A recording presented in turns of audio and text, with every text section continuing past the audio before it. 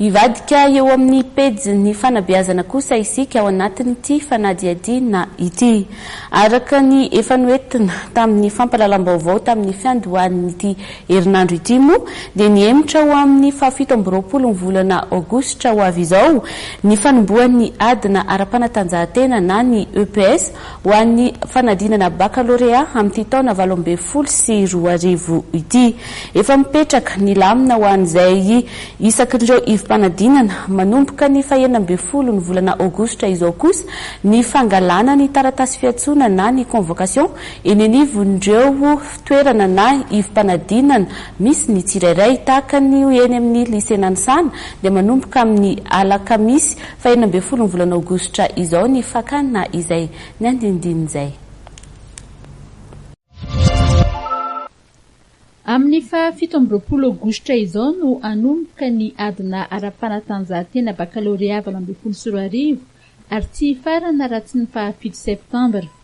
Ho an'ireo mpiadina teknika sy ny sokajy A2 izay anatanteraka ny adina an-tsokatra ety Nansana dia manomboka amin'ny alatsinainy 19 Aogositra izao ny fakana ny taratasy fiantsona eny amin'ny ifampanadinana lycée Nansana.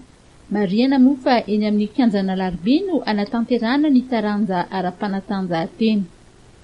Mizara par centre eny anay manokana zao amin'ny centre lycée Nansana ny teknika sy ny A2 Andoharano fotsy sy Sabotsina mena no ao aminay. Dia ny manomboka amin'ny 16 août manomboka mizara convocation zay. Dia fanamariana kely mba mitondra kara-panondro anataratazy fanamarinana. Efa vonona avokoa ny fanatanterana ny adina ara-panatanjahantena.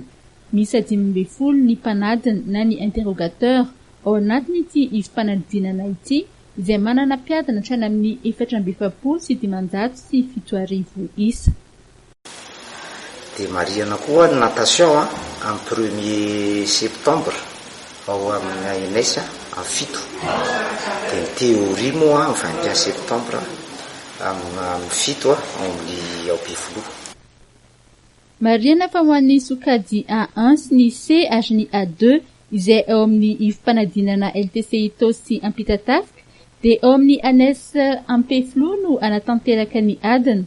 Raha toka ao amin'ny kianjany Mahamasina kosa ny sokajy A2 ao amin'ny ifampanadinana lycée Jules Ferry Faravohitra. Ny sokajy A2 amin'ny boriboritany 4, 5 ary 6 dia ao amin'ny kianjany Mahamasina ihany koa. Raha toka ao amin'ny kianjany Saint-Michel ireo sokajy D ao amin'ny ifampanadinana Andohalo. Amin'ny voalohan'ny volana Septambra kosa no anatanterana ny taranja Lomano ary ny 20 Septambra ny adina an-tsoratra amin'ny EPS.